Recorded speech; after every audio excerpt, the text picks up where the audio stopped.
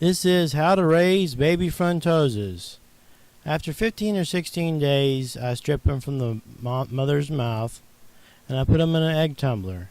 They don't need to be bouncing. They just need to be moving slightly and have some water flow so it's not stagnant and no fungus forms. After the egg sacs are gone, I put them in a net breeder in a tank where there's no other fish. In the net breeder is where I introduced the algae wafers to the Frontosas. They can eat on it all day long. They just eating it fairly quickly. Any uneaten food at the end of the day can be easily taken out of the net breeder by using a net or a tong. They seem to adjust to eating algae wafers in a net breeder more easily than if they were in an aquarium that was larger where they could hide and get scared. Once they reach a good size, I introduce them to a larger aquarium where they're not in a net breeder. I feed them mice and shrimp for a while, for a couple of weeks, and then I change to artificial crab meat. The artificial crab meat has cod, pollock, and whitefish in it, and it can be gotten at your local supermarket.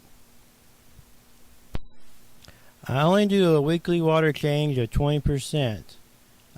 These fish can be traumatized by sudden changes in their environment, and I think daily water changes would upset the fish more than help them. I do not add the Cichlid Salts when their babies are this size here. Once they reach a little bit bigger size, I do start adding it to the aquarium. As if you have a lot of Frontosas or big large tanks, the Cichlid Salts can add up in cost if you have to do weekly water changes on many aquariums. In any group or brood of fish there can be runts. At a certain time I would take the runts out and have them in their own aquarium so they can fend for themselves and eat without competition from the bigger fish. Some people may take the step of letting only the fittest survive, but I like to give each fish an equal opportunity. The temperature I like to keep my baby Frontosas at is 79 degrees. That's the temperature that is in Lake Tanganyika, and they do very well on that temperature. The baby Frontosas, or any Frontosas in general, don't like strong currents, but they do need oxygen. So you'll have to play around with your method to make sure that there's not too much of a current, but they still have enough oxygen to be healthy. For the baby Frontosas, I like to have many hiding spots. This allows them to feel more secure and to grow healthy. Here I have small caves plus plants that helps in the pollution control. It takes in the nitrates and nitrites and keeps the water healthy.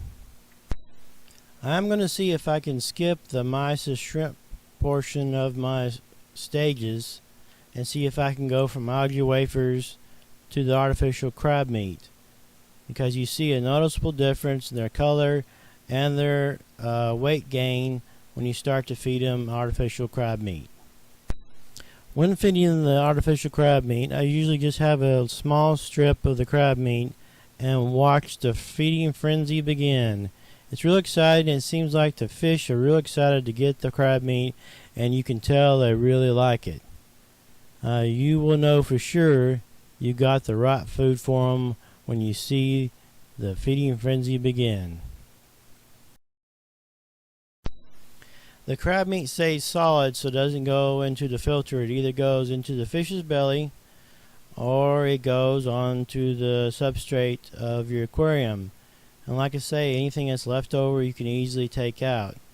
But after a while you'll get used to how much they eat and how much to put in.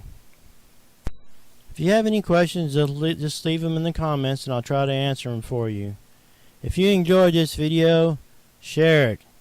Give it a thumbs up, comment, and subscribe to channel Ricky Kennerly, where fish swim.